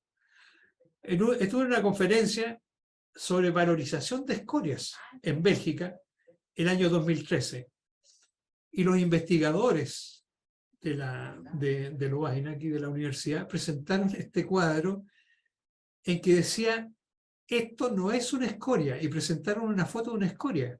Esto no es una escoria. O sea, la escoria tiene un nombre tan despectivo que uno tiende simplemente a botarlo. Esta es la escoria de las cosas y hay que botarlo. Porque ellos justamente hicieron este simposio y lo siguen haciendo, entre paréntesis, creo que cada 2 años. Yo también me invitaron justamente a este simposio una vez, y lo siguen haciendo porque justamente siguen trabajando con desechos y recuperando materiales de desechos. Claro, ellos tienen, fíjense, han evaluado, por ejemplo, minerales de baja ley, del orden de 2 millones de toneladas por año, que tienen alto contenido de cobalto de níquel, que tienen lodos, por ejemplo, del orden de 1 millón de toneladas por año, que tienen alto contenido de cromo, y níquel, y hierro también del orden de 500 toneladas por año, con indio, germanio, antimonio, galio, zinc, plomo, y nuestras escorias fayalíticas, que son las que nosotros más tenemos acá, en Chile, ¿verdad? Del orden de 3 millones de toneladas por año, en que rescatan cobre, plomo y zinc. Ese es un gran proyecto que tiene la Comunidad Europea, justamente a propósito de estos desechos. Bueno, hay otras acciones en el marco de la economía circular. Esta me tocó trabajar a mí en mi tesis de doctorado, estoy hablando del año 80, fíjense, del año 80, y en Francia ya se estaba trabajando sobre este problema, con los cobres de reciclaje, cómo reciclar en los cobres. Ahí yo recién aprendí que esto que nos enseñan a ciencia cierta, digamos, en la época que somos estudiantes, incluso de secundaria, que todos los metales, en función de la temperatura, aumentan su ductilidad. Este es un gráfico de ductilidad en función de la temperatura.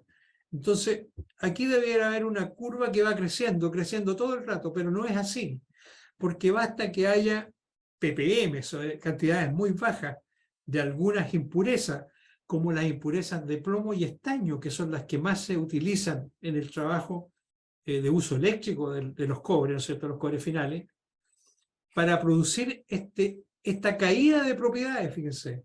Las impurezas le producen esta caída de propiedades a nuestro cobre, de tal modo que si yo me meto a trabajar, a malearlo, a trefilarlo, a hacer cable, etcétera, con un cobre que tiene una cantidad muy baja de impurezas, se me va a romper. Simplemente no me va a funcionar. Y eso había que caracterizarlo. Y fue muy interesante para mí, porque evidentemente me tocó trabajar con nuestros cobres en esta tesis que yo hice en Francia, y pude apreciar esta realidad. Y esta micrografía nos muestra claramente cuál es el efecto que tienen estas impurezas, porque se ubican, fíjese, rodeando todos los granos de cobre, y al rodear los granos de cobre, evidentemente hace que la matriz de cobre pierda todas sus propiedades mecánicas, por supuesto, y eléctricas. Si yo tiro esta matriz de cobre ahora rodeada de esta impureza, se va a cortar fácilmente. Ese es el problema. Bueno, hoy día también quería tocarle esto, se habla mucho de lo que es la minería urbana. La minería urbana viene fuerte, y hoy día se habla, fíjese, esta es una publicación del Waste Management and Research, de esta revista, en que dice, los desechos pueden ser los recursos y las ciudades podrían ser las minas. Ese es el futuro, porque todos los materiales que están en una ciudad, y no estoy hablando solamente de los metales, sino que todos los materiales en una ciudad van a cumplir una vida media y van a pasar en un momento dado a desechos, y tendríamos la oportunidad de recuperarlos. Aquí en Santiago, entre paréntesis, hubo un trabajo justamente de utilización de desechos en la construcción de la segunda pista del aeropuerto de Arturo Merino Benítez, en que se usó materiales de desechos de construcción justamente para construir esa pista. Entonces se pueden usar muchos de los materiales, los metales en particular, ¿no es cierto? Teniendo claro sí de que hay que hacer algunas correcciones para poder reutilizarlo. Los metales no pierden sus propiedades, solamente hay que refinarlos nuevamente para poderlos reutilizar. Bueno, evidentemente hay costos de reciclaje que aumentan en la medida que son más sofisticados los materiales que queramos reciclar. Los materiales de construcción no tienen costos muy altos de reciclaje, pero sí los materiales electrónicos tienen un costo más alto. En este momento, yo les comento, nosotros estamos trabajando justamente con un grupo de estudiantes acá, y estamos haciendo un trabajo de economía circular con la Municipalidad de Talcahuano, en que vamos a mirar todas las cosas que tienen como desechos y empezar a clasificarlas, y ya tenemos claro que el valor máximo lo tienen, por supuesto, los desechos electrónicos, y estamos desarrollando los sistemas que nos permitan recuperar los metales de los desechos electrónicos. Y bueno, por supuesto, dentro de esta clasificación están los materiales de plástico, están incluso los orgánicos, por supuesto, que hoy día se pueden trabajar, se usan mucho en fabricar, en pelletizar materiales justamente de abono para seguirlos utilizando. O sea, hay muchas cosas que se pueden hacer. Bueno, manera de reflexiones finales, ya estoy terminando ahora. Este es un diagrama que inventó la Fundación Ellen MacArthur.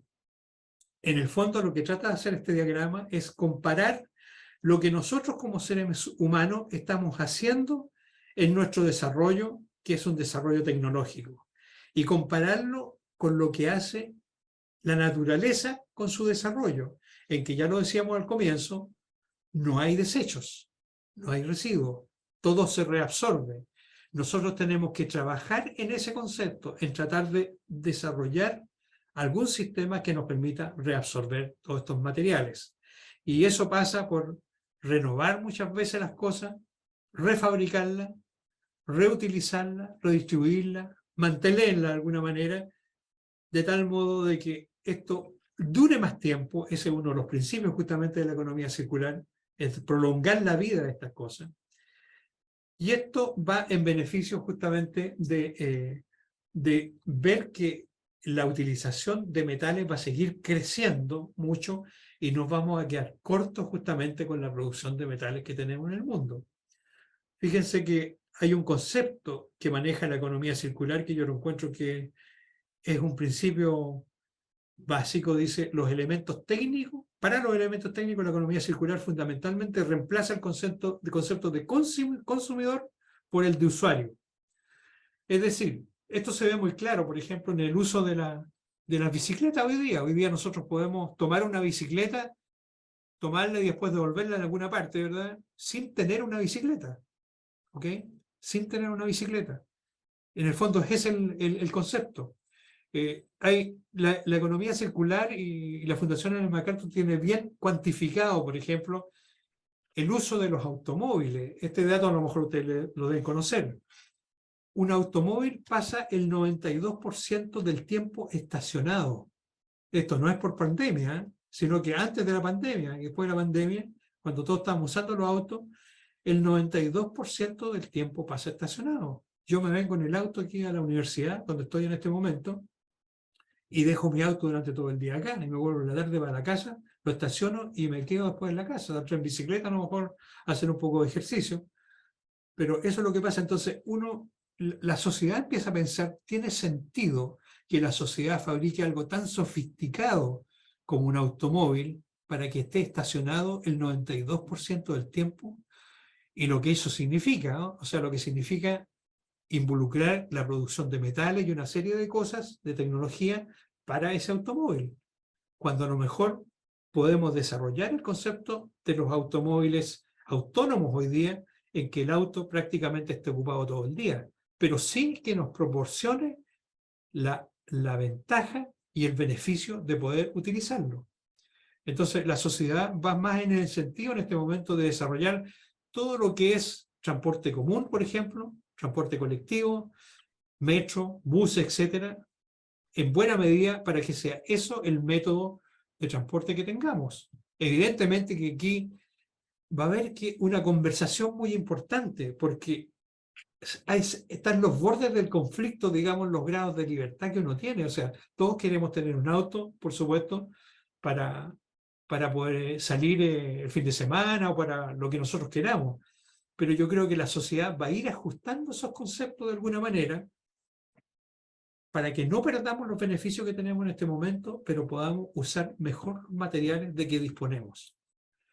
Este es un gráfico que hizo Kate Rewards, que es británica también ella, pero vive en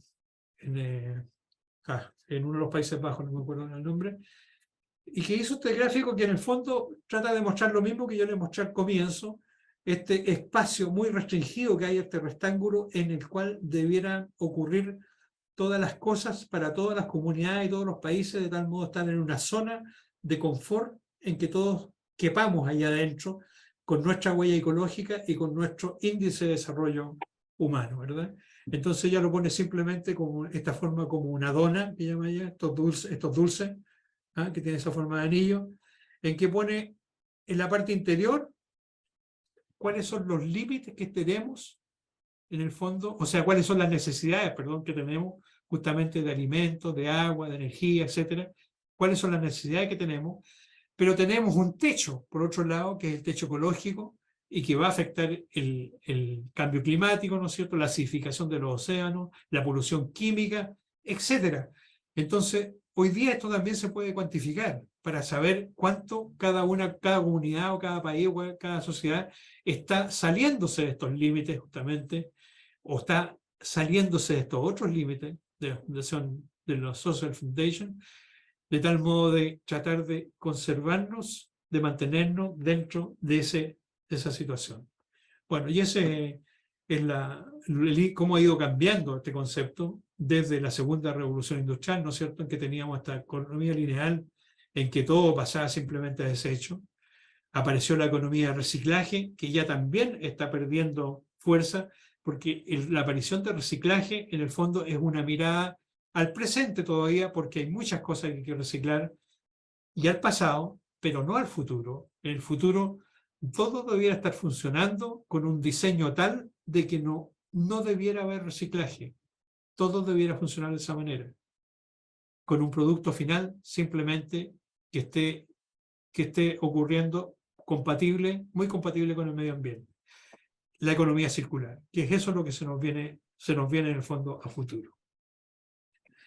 Y bueno, digamos como palabras finales que hoy tenemos claridad sobre las dimensiones de nuestro planeta y sus limitaciones. Vivimos circunstancias muy sensibles en lo social, lo ambiental y lo económico. Es el momento de mirar hacia el pasado y remediar los efectos negativos que dejó nuestro desarrollo, que no hubo mala intención, lo repito, ahí no hay mala intención, simplemente fue así. Mirar hacia el futuro e internalizar que nuestro desarrollo es parte de la naturaleza. La economía circular trata de corregir esta anomalía dando una estructura más científica y racional al desarrollo. Sin embargo, necesita de la participación activa de instituciones y personas. Aquí estamos todos involucrados y es importante que tanto las instituciones como el conglomerado de personas que participan de la institución estén muy involucrados en esto. Esta es una imagen que quise ponerle de todas maneras para contrastar nuestra vida con la naturaleza. Este es un grupo de hormigas que está compartiendo una gota de agua sobre una hoja de vegetal, sobre un árbol. Están en eso. Eso hace la naturaleza. Eso hace la naturaleza. Finalmente, les cuento que en noviembre del próximo año, del 13 al 15 de noviembre del próximo año, vamos a hacer acá en Concepción un seminario internacional. Ya tenemos muchas personas que van a participar de esto, que vienen del extranjero, justamente sobre economía circular, en todos sus ámbitos, no solamente el minero y metalúrgico, porque la economía circular es muy transversal. Nosotros tenemos en este momento un diplomado de economía circular aquí en la Universidad Andrés Bello, en que participa gente del área alimenticia, por ejemplo, del área de alimentos, participa gente del área de aguas, para ver el reciclaje de las aguas, participan, por supuesto, gente del área de economía, de minería y metalurgia, participa gente del área de construcción, que ha hecho cosas bien interesantes en recuperar edificios, cosas muy interesantes. Entonces queremos aquí conformar justamente este seminario a fin del próximo año, en que por supuesto la minería y la metalurgia van a ser muy importantes, porque nuestra región, Chile en particular, somos una sociedad minera y metalúrgica y vamos a seguir produciendo metales, pero de una forma mucho más cautelosa a como lo hacíamos antes. Muchas gracias. Eso era todo. Perdonen el tiempo que me tomé, fue más de lo... Muchas gracias, Mario. Pues quizás demasiado largo, ¿eh? Excelente tu presentación.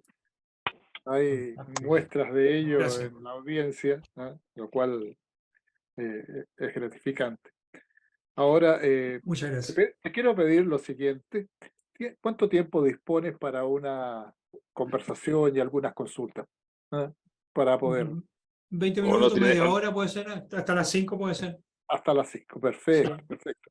Bueno, les pido a todos aquellos que quieran hacer alguna pregunta o tengan alguna inquietud o interrogante, que por favor hagan mediante el uso de la herramienta Reactions y Raise Hand para poder ir dando la palabra. Les repito que yo no soy experto en el tema, yo no soy economista. Yo llegué a esto desde la metalurgia, pero voy a tratar de contestar lo que pueda contestar.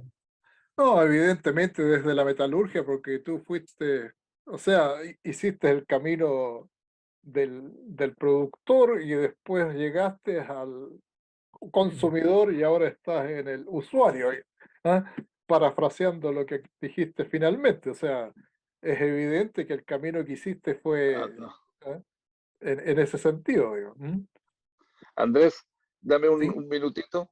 Mira, sí, yo quiero por relevar supuesto. y quiero pedir un aplauso para Mario, porque Mario hace un par de meses lo declararon profesor honoris causa en la Universidad Andrés Honorario, Bello, honorario. Sí. honorario, profesor honorario, y nos íbamos a juntar los amigos de él. Puta, nos fue más difícil, pero ya nos juntaremos. Pero por último, ahora que le demos un reconocimiento, un buen aplauso a Mario, porque se merece lo que esa UNAV le dio, porque fue profesor de la Universidad de Concepción hasta que se jubiló, pero bueno, uno sigue trabajando. Pues. Y se fue a la Muchas UNAV gracias. y creó en la UNAV muchas cosas, así que un aplauso a Mario y eso quería relevarlo. Muchas gracias, Sergio. Gracias a todos ustedes. Muchas gracias. Bueno, Yo quiero insistir en una cosa, ¿eh? Uno siempre se debe, en muy buena medida, al entorno que tiene. ¿Eh? Y yo no me voy a olvidar de todos mis compañeros de curso y toda la gente con la que trabajé en algún momento dado, que me ayudaron a crecer. En el fondo es eso. Así que lo agradezco siempre. bueno, y notable también tu ímpetu en hacer la transmisión de tus conocimientos y tu experiencia a las nuevas generaciones en la academia. Eso es importantísimo también. Y eso también creo que hay que destacarlo. ¿Ah? Amigos, Gracias. ¿hay alguna pregunta?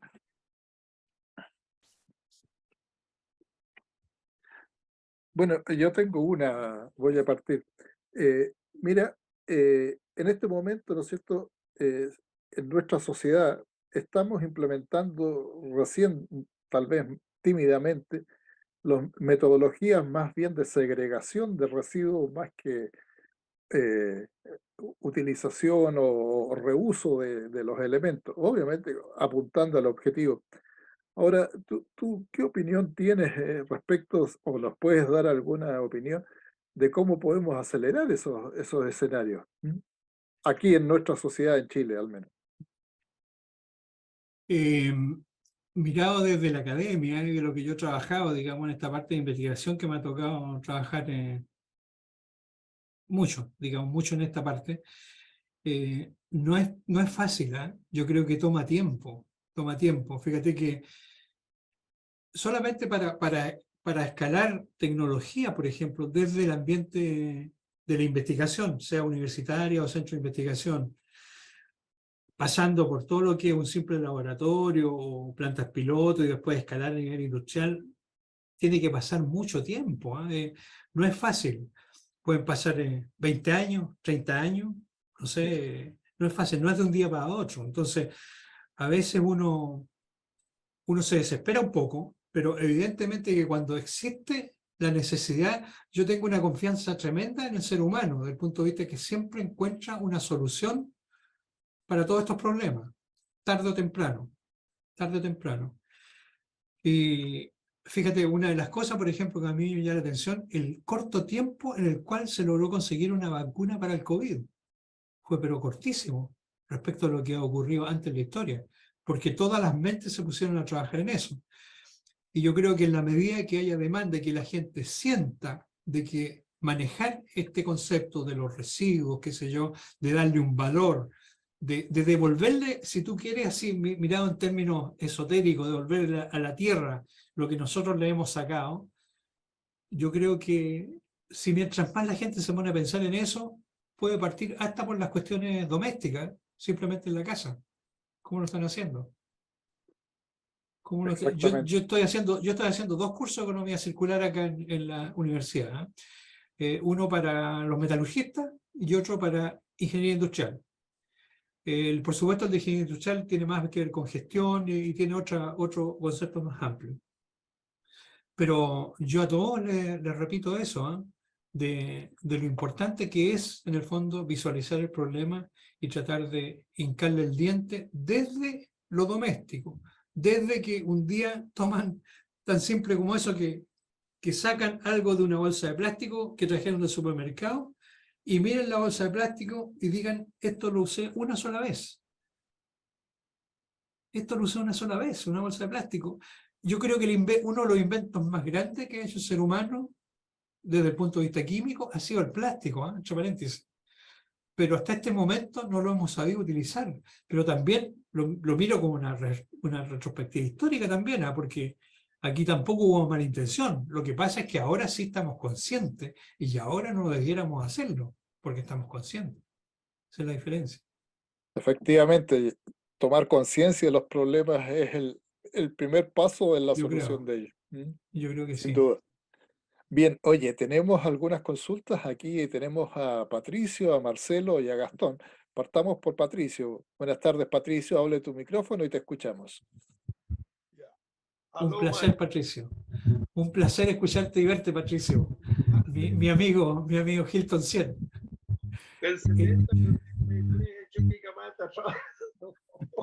Te escuchamos muy bajito, Patricio. ¿No? Qué fantástico lo pasamos, así es Sí. una alegría verte. Fue una corta vida interesante, muy interesante. Tienes harto pelo, no se te ha caído y lo ha hecho re bien.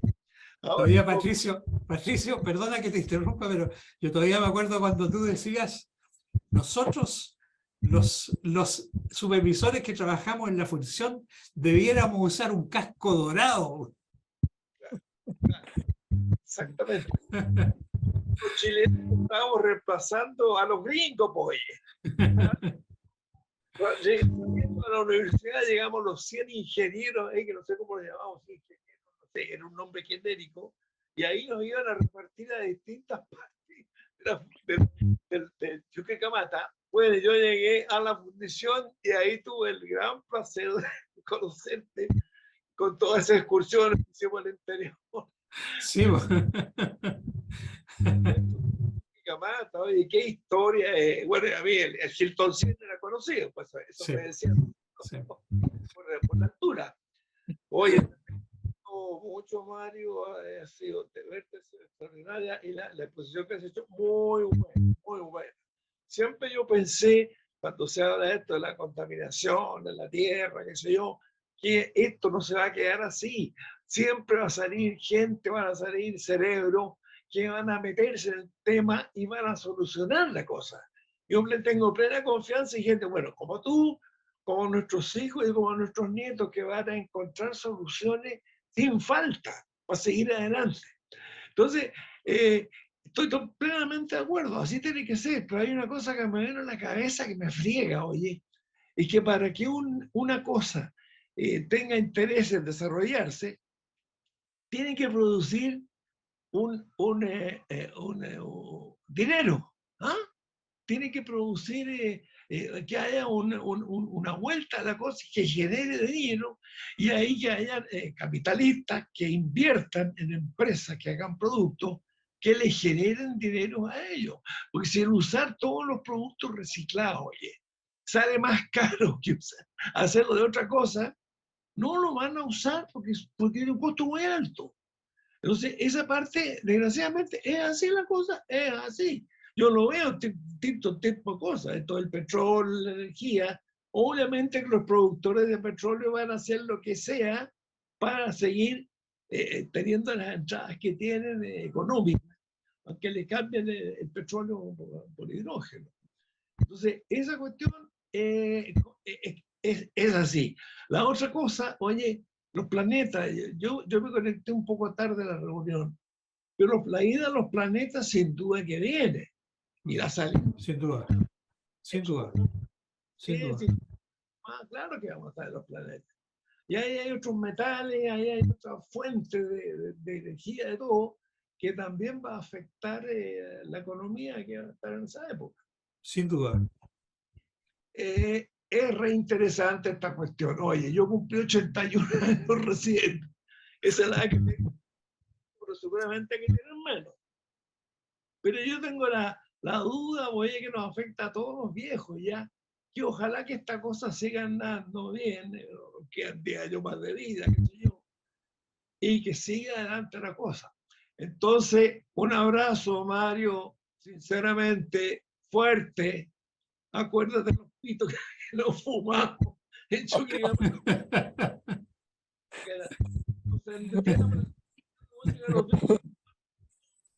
Supongo que te acuerdas.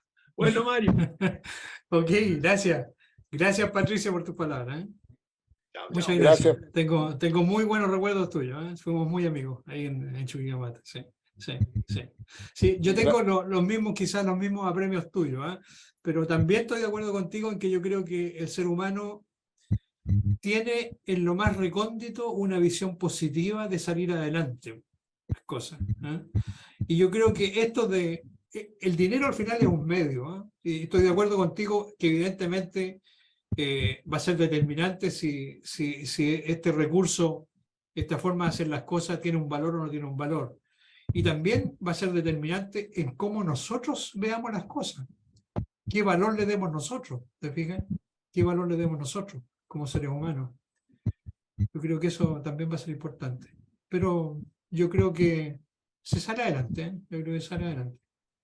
Gracias, Mario. Gracias, Patricio. Evidentemente, muy sabrosa los recuerdos que tenían. Tenemos a Marcelo también aquí que tiene una pregunta. Por favor, Marcelo, te escuchamos. Profesor, muy buena su presentación. Yo fui alumno de... Dime Mario, no más Marcelo. Oh, siempre va a ser mi profesor, así que... Mario, bueno, yo más que nada, pues, súper clarita ya tu presentación, los conceptos, y con respecto a la minería y la economía circular, yo creo que como Chile es un país exportador, está obligado por los clientes a meterse en la economía circular. Y no solo por los clientes, también por el tema del cambio climático, el tema normativo, ¿ya? El tema de las comunidades, el tema de las nuevas generaciones que son mucho más pro respecto a estos temas de reciclaje. Entonces, la minería va a tener que avanzar con más fuerza, ¿ya? Con más Sin duda. fuerza y dándole más, y estudiando Sin su duda. innovación, porque oportunidades para hacer economía circular dentro de la minería hay muchas, y rentable, Sin duda. ¿ah? Sí, Y rentable. sí. Entonces, esperemos que esto crezca rápidamente en 5 años. Creo que así como somos líderes en minería, creo que vamos también a ser líderes en una minería con economía circular. Sí. Sí, bueno, yo estoy de acuerdo contigo, Marcelo. Bueno, de hecho, algunas cosas hemos hecho juntos también en el tiempo pasado, ¿no es cierto? Hemos estado haciendo algunas cosas, hicimos un webinar juntos, me acuerdo, y hemos tocado estos temas, ¿eh? Yo creo que sí, yo creo que estamos de acuerdo con eso. En minería y metalurgia hay mucho que hacer, hay mucho que hacer. No hay que perder de vista, yo creo, eso de tratar de hacer mejor las cosas. Y hay un espacio grande, ¿eh? En el cual uno puede trabajar bastante en eso. Y hoy día también desde el punto de vista de investigación y desarrollo se entrega financiamiento para este tipo de cosas, ¿eh? Bastante. O sea, si uno quiere hacer investigación, tiene las posibilidades de hacerlo también en ese sentido. Y yo espero que las cosas se den como para seguir progresando en este sentido también, ¿eh? Yo creo que se va a hacer de alguna manera. La pequeña minería también, hay una minera pequeña que ha dado alguna exposición acá, se llama la mina San Pedro, y donde un referente, un ejemplo en lo que ha hecho en economía circular. Sí, sí. Sí, yo creo que justamente cuando es más pequeño todavía el sistema que tú estás manejando, tienes más posibilidades de hacerlo. Y eso te permite crecer después ir extrapolando, digamos, situaciones mayores. Pero yo creo que se pueden hacer otras cosas. Partiendo, como les decía yo delante, que es lo que yo siempre le comento a mis alumnos, en lo doméstico, simplemente en lo doméstico. ¿Qué cosas se pueden hacer? A propósito de lo que acotaba Patricio anteriormente, de que evidentemente se están descubriendo otros planetas, eso viene cercano también, ¿no es cierto? Vamos a encontrar nuevos materiales, nuevos metales probablemente. Hay una película en Netflix, me parece que se llama Marte, y que es una película que está hecha por la National Geographic, ¿eh? Es bien seria la película, y que es interesante porque ocurre en una época no lejana, o sea, hay una mezcla de cosas de hoy día con cosas del futuro. y justamente ven el impacto que puede tener la presencia del ser humano justamente en el planeta Marte en esa ocasión, y cómo se corre el riesgo a veces de cometer los mismos errores que se cometieron acá, y eso es lo que hay que tener cuidado. ¿Te fijas? Eso es lo que hay que tener cuidado. Vale la pena verla, yo creo, a los que les gusta el cine. Perfecto, gracias. Sí, buen comentario, buen dato. Tenemos a Gastón también, que está con nosotros, Gastón Fernández, abogado ilustre. Por favor, Yo Gastón, hable tu voy a, voy a- exacta. voy a aprovechar de saludar directamente a Gastón, a quien lo conozco mucho también. Tuvimos oportunidad de viajar juntos a Canadá hace años atrás, ¿no es cierto? En una visita que hicimos a las plantas mineras de Quebec y recorrimos ahí el norte de Canadá. Y supe también que habías pasado por algunos momentos medio difíciles hoy día o ayer y que se te ve bien, sí, se te ve muy bien. Qué gusto verte. No, mucho gusto de saludarte, Mario, recordar tiempos pasados, ver conceptos que... No te escucho, Gastón, perdí tu voz. Perdón, Ahora, sí, ver Sí, conceptos, sí. dijiste. sí, meternos un poco y recibir de ti una lección de estos conceptos tan importantes como el antropoceno y sobre todo la metalurgia, que yo soy gran admirador y admiro tanto a la gente de Concepción desde Sutro para adelante, porque nos han enseñado tantos progresos en la metalurgia. Te quería preguntar dos cosas. Una en relación al renio, tan desconocido entre nosotros, tan importante por la reserva y porque Chile es el campeón mundial del renio. ¿Qué nos puedes tú alumbrar sobre este metal? Y lo otro, sobre la escasez de arena en el mundo, mirando los relaves mineros como una eventual fuente. Estas dos cosas me gustaría que nos dieras algunos conceptos. Gracias, Mario, por toda tu enseñanza. Gracias, Gastón. La verdad que en renio no soy experto tampoco, ¿eh? Sé de la importancia que tiene justamente y que es algo que nosotros también debiéramos empezar a visualizar mejor, justamente por los usos que tiene, por los usos que vienen. Y es esa característica de esos materiales o metales que se pueden usar en tan pequeñas cantidades, pero que cambian totalmente las propiedades de muchos de los metales que estamos utilizando. Por eso yo digo que el renio en particular y los metales en general vamos a seguir creciendo en su uso porque vamos descubriendo cada vez más posibilidades que nos entregan estos nuevos materiales, el renio entre ellos. Ahora, yo sé que acá en nuestro caso en Chile tenemos el renio, no tengo claras las cifras, sí, en todo caso, pero sé que es un material también que está asociado muchas veces a nuestros relaves, a nuestros desechos, a nuestros residuos, y que no sé si hay caracterizaciones bien claras de cuánto hay, cuánto material tenemos, pero la segunda etapa después de tener una caracterización sería empezar a tratar de rescatarlo, de empezar a utilizarlo de alguna manera. Y aquí hay que conectar, yo creo que conectar, aquí es importante, Gastón, yo creo, tener una visión desde la geología hasta los materiales, todo ese trayecto. Nosotros en los materiales nos hemos metido muy poco, fíjate.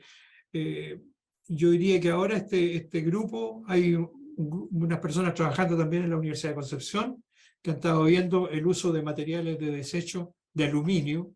Hay una chica, una colega que estaba trabajando incluso en el uso de ¿cómo se llama? De los recipientes de cerveza, de bebida, en fabricar marcos de bicicleta. Entonces que ya hay un uso de este material que es un material de desecho simplemente. Y lo que está trabajando la gente de la Universidad Santa María también en el uso de la fabricación de aleaciones a partir de escoria. pero evidentemente del reino no sé quién podrá estar investigando en este momento acá en Chile. Yo sé que Igor Vilkovic, que estuvo trabajando también en ese tema un tiempo, pero no sé si habrá seguido con eso. Pero es un tema. Y bueno, la otra pregunta que tú me hacías es lo de las arenas. Yo creo que en cierta medida ya se está utilizando algunos de estos materiales, particularmente los desechos finales de las escorias, después de haber hecho caracterización, haber rescatado todos los materiales valiosos, etcétera, que los hay muchos, tal como yo les mostraba, utilizar los desechos finales a lo mejor en la construcción. Hay gente que lo está haciendo eso y está justamente estudiando la estructura que tienen. Yo tengo un colega acá en la Universidad Andrés Bello que es ingeniero civil que está trabajando justamente en los materiales de construcción y que está viendo muchos de estos desechos mineros hoy día, entre otros, las escorias, los relaves, para utilizarlos justamente en construcción. Y que ha trabajado él también en economía circular. De hecho, participa en nuestro diplomado de economía circular también. Eso es lo que podría contarte, Gastón. Muchas gracias, Mario. Gracias, Gastón. Está Gabriel también. Y abre tu micrófono, por favor, Gabriel, y te escuchamos.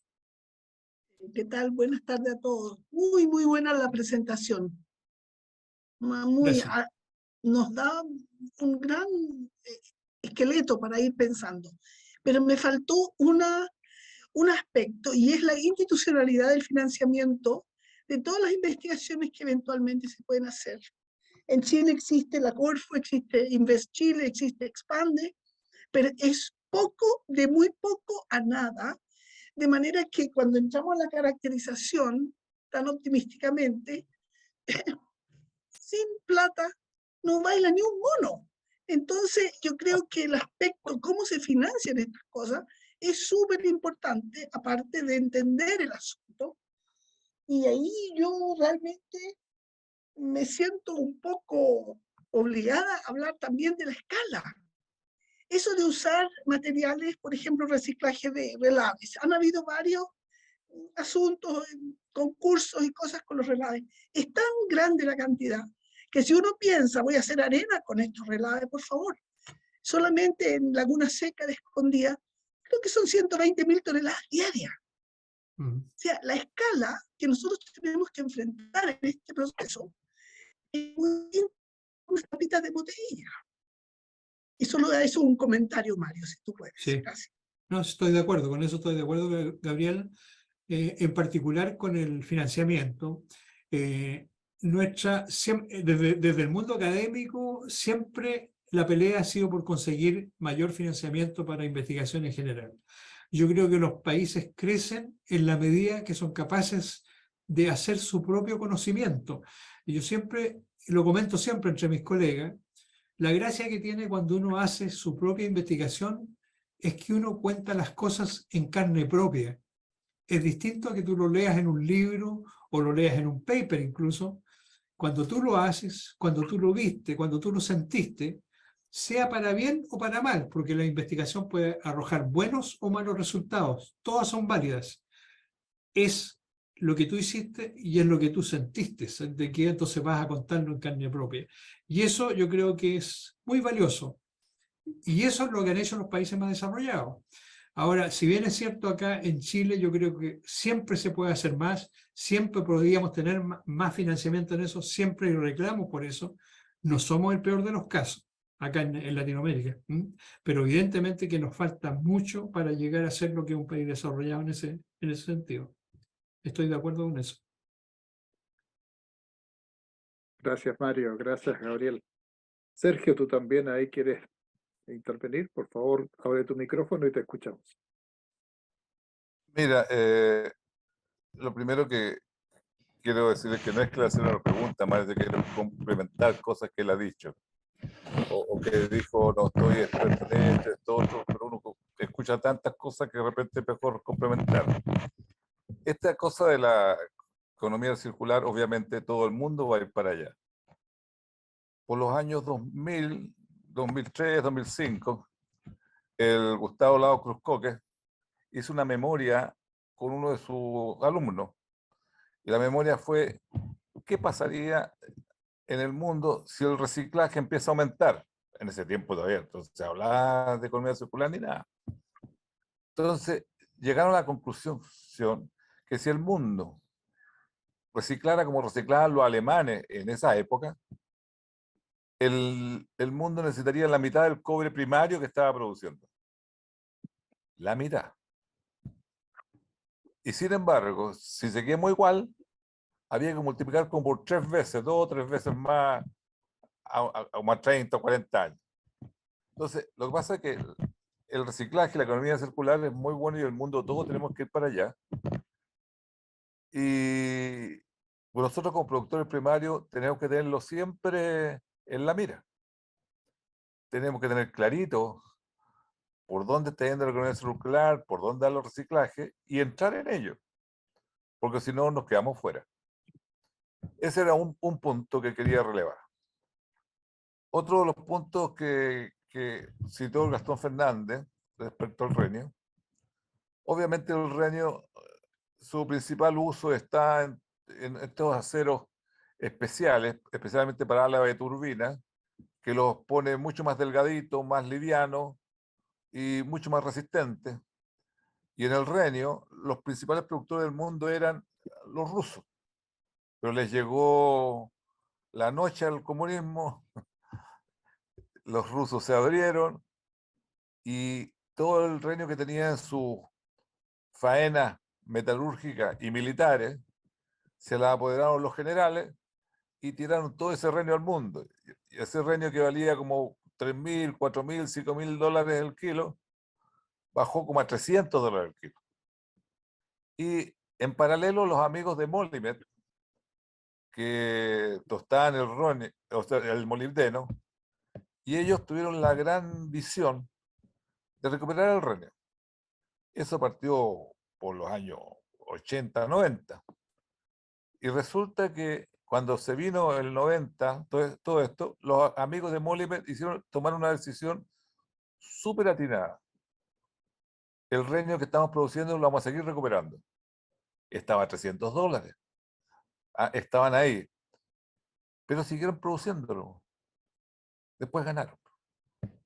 Entonces, de tomar todas esas cosas que se van perdiendo, son muy maravillosos y hay que hacerlo.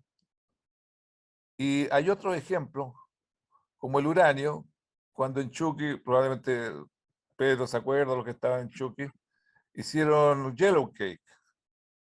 Pero resulta que por las soluciones de lixiviación, pero por A, B o C motivo, son cantidades tan pequeñas para un negocio tan grande que te distrae, a lo mejor por eso lo dejaron de lado.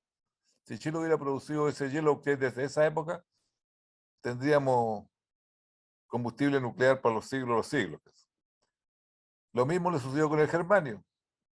Las fundiciones sacaban germanio, buscaron la alternativa, pero lamentablemente el germanio era tal la cantidad que podía producir Chuquicamata, que si recuperaba todo el germanio del mundo, suponte se producía, no me acuerdo los números, pero suponte se producía 10 toneladas al año y Chico podía producir 100. O sea, el germanio se iba al suelo y hasta ahí nomás llegó el proyecto. Entonces, todas estas cosas que irlas sacando a cada momento.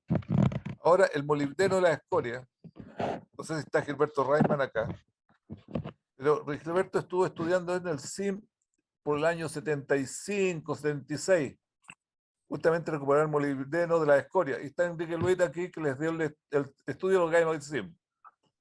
Y Gilberto había estado en Chuqui, se encargó con un eléctrico y trataron de sacar molibdeno y sacaron un ferro molibdeno. Pero hasta ahí llegó. Entonces, todas estas cosas de repente se quedan botadas por falta de interés. A veces ni es ni tanta plata, porque las operaciones a veces esconden estas cosas y las pueden hacer.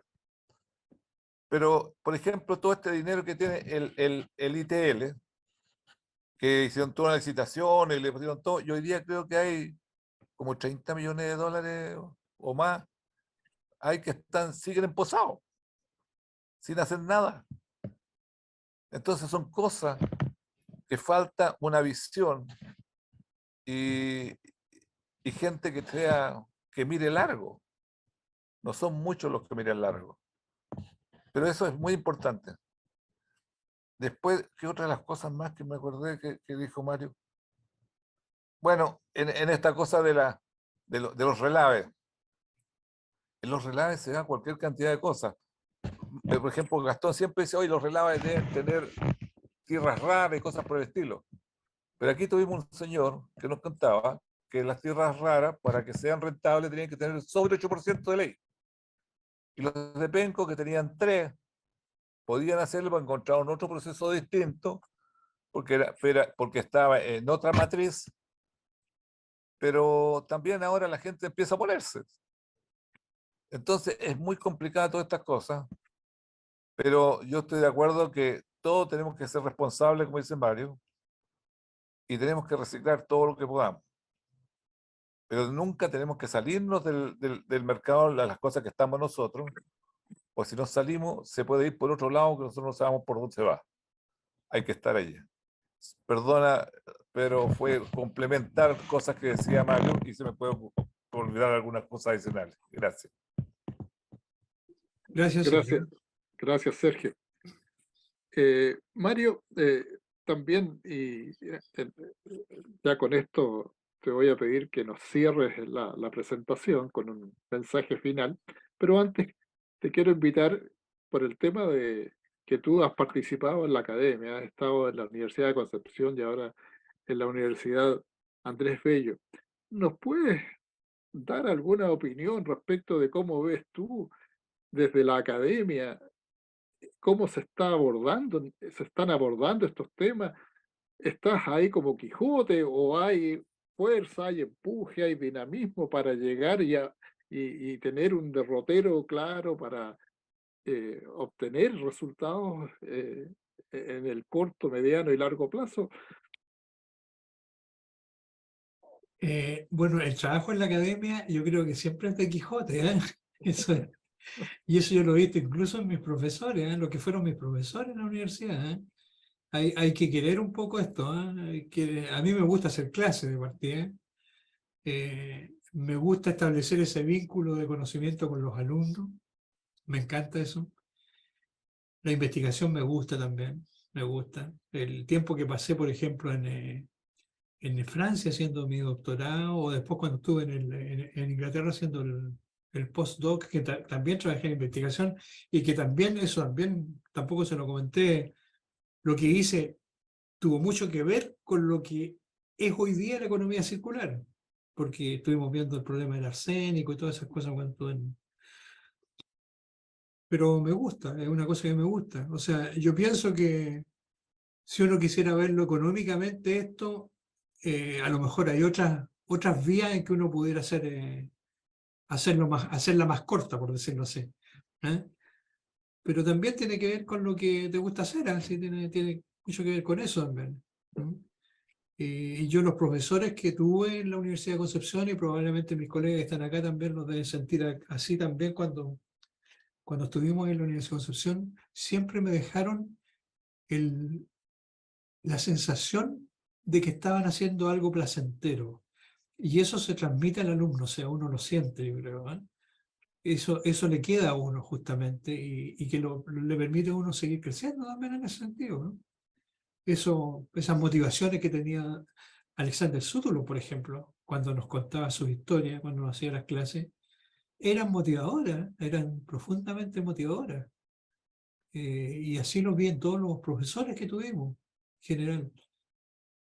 Y bueno, muchos de esos profesores, entre paréntesis, que han ido desapareciendo. Hace muy poco tiempo falleció un profesor que también queríamos mucho. Y nos van dejando, o sea, de repente nos vemos que estamos en la parte delantera de toda esta generación, porque van desapareciendo los que están más adelante, y que algún día nos va a tocar a nosotros también. O sea, es parte de la vida. Pero lo importante es que a uno le quede la sensación de que está haciendo algo interesante. Yo creo que es eso.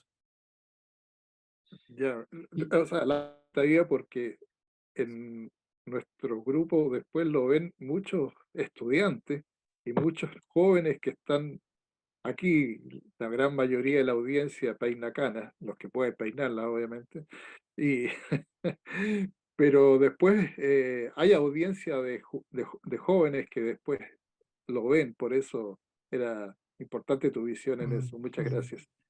Tenemos a Patricio Muchas con una gracias. última y después yo pienso que nos puedes dar un mensaje y cerrar tu Ok. intervención. Tu micrófono, por favor, Patricio. Estás sin micrófono, Patricio. No te escucho. Estás sin micrófono. No te escucho. No, Patricio, no se te escucha. Patricio, abre el micrófono. Ahora No, sí. no. Ahora sí, ahora sí. Ahora sí. Ya, oye, Mario, bueno, todo lo que hemos hablado. Oye. Mira, el mundo en estos momentos sabemos cómo está. Sabemos que el problema del capitalismo y el socialismo cada día se enfrenta más firme y la guerra continúa, digamos. Mira, para que una cosa se mueva, insisto de nuevo, tiene que tener rentabilidad. Sergio Demetrio ya lo dijo recién. Tiene que tener rentabilidad. Si la cosa no es rentable, no se va a hacer. O sea, es obvio, es así. Ahora, claro, a lo mejor se lo hace el Estado. El Estado obligatoriamente dice, mire, esto se va a hacer. Se gana o no se gane plata, el Estado lo hace. Porque los privados no lo van a hacer nunca si no hay rentabilidad. Oye, si el día de mañana el cobre aparece en miles de toneladas en otra parte, el precio del cobre se da a las pailas y nadie le va a interesar ir al negocio del cobre. La cosa es así, se mueve bajo rentabilidad todo. Entonces, es la realidad y punto. Eso es lo que quería decir, no, una acotación. Ok, chao, chao. Chao, gracias, Patricio. Bueno, el Gracias. caso del litio pienso yo que es significativo. Hace 2 o 3 años el litio era un metal más, pero hoy día la cosa cambió. ¿Y por qué? Porque hay oferta de litio y hay demanda de litio, Van entonces cambiando las cosas. van cambiando las cosas, Claro. exactamente. Sí, sí.